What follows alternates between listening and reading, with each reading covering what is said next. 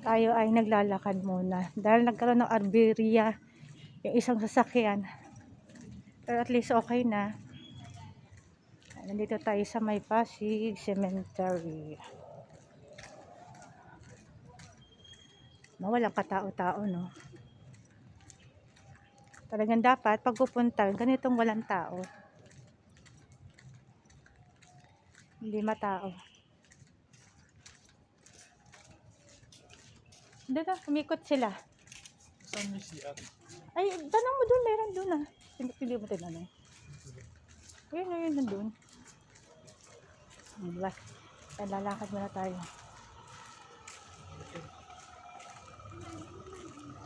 Dahil nasa likod kami ngayon, pupunta tayo sa unahan.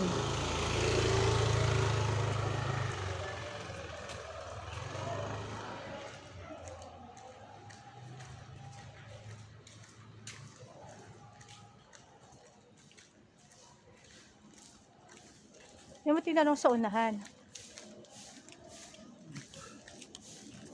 Meron niya sa unahan.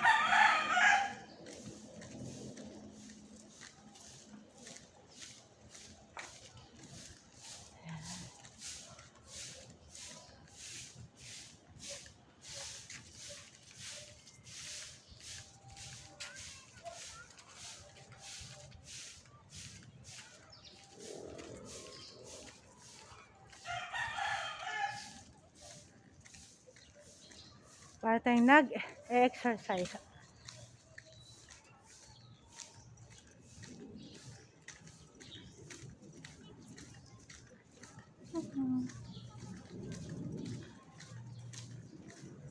Tahimik, walang katao-tao.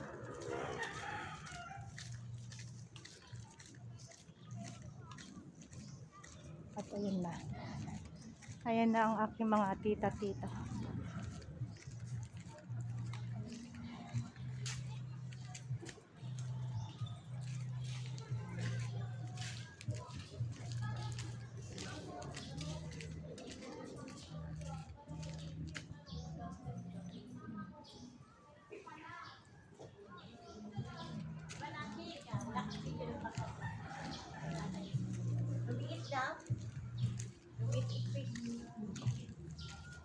Dati may maluwang pinapapakat nila.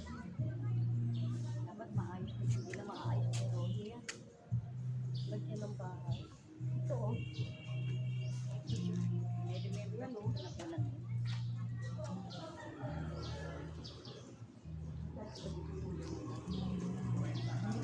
Doon, hindi na pwedeng patayin daw yung sasakyan ni Ira. Kasi pag pinatay niya yon, hindi na andar. Naano na gumagana. Inano ko masabi ko, Ira, doon na tayo mag-usap kasi ang dami nito. Hindi mo na pag-isip. Nasakay na tayo. Hindi, sa bus hindi niya papatayin. Oh, ilabas Parang na dito. ano lang, Ano ang problema sa talagang matagal na daw yun, may problema na yung battery. Kailangan daw palitan, sabi ni Ira. Tatlong Ilabas beses na na ni daw pala Ira siya dito. nagganon. Sabi mo ilabas yan. Oh, pupunta dyan. Pupunta dito. Mandar na. Oo, ayun si Kokoy na nga nag-drive. Ang dami yung...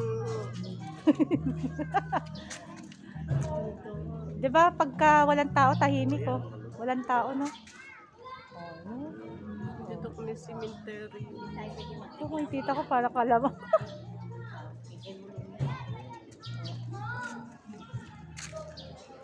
Mali kasi yung daan nyo eh, kaya tuloy ano eh. Yung ways niya kasi doon daw siya dinaan ng ways. Ang ganda ng cellphone na may kulay na. picturean mo? Ah. So dadalhin